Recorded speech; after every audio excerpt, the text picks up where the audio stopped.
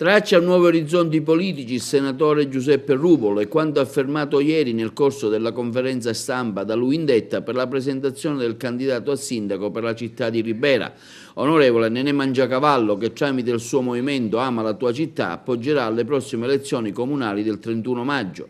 Eletto nelle file del PDL lo scorso 2013 e transitato successivamente nel gruppo delle autonomie GAL, vede di buon occhio il nascente percorso politico di Fitto e Romano, ma che abbandona in questi giorni per la confusione politica e l'alta rissosità presente all'interno, traguardando futuri obiettivi verso la politica di Renzi, quella centrista che a detta del senatore Ruvolo con il taglio delle ali estreme starebbe rifacendo la balena bianca.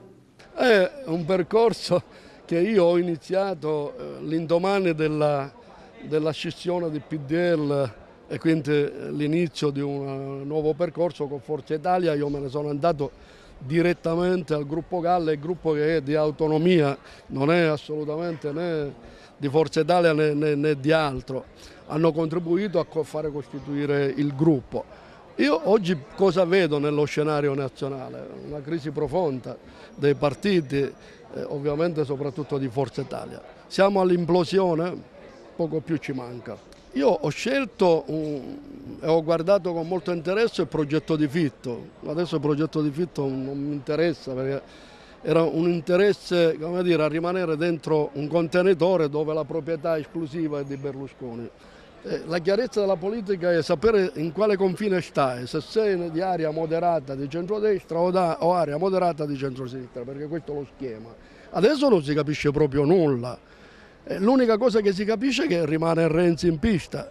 Renzi è oggi quello che determina che può fare una sua scelta, che immagino sarà prossima, quella di tagliare l'ala a sinistra, aprirsi verso diciamo l'area moderata e di fare la balena, chiamatela come volete. Quello è il mio nido naturale, è lì che stiamo lavorando. Tanta anche la confusione venutasi a creare in vista delle prossime elezioni sulla città dei Templi con le primarie di Agrigento 20 e 20, progetto cui il senatore Ruvolo non l'ha convinto appoggiando con il movimento Ama la tua città il candidato onorevole Firetto sin da subito. Io non ho mai partecipato a pasticci di questo genere, me ne dovete dare atto tutti, perché la mia visione è proprio lo spaccato che si fa.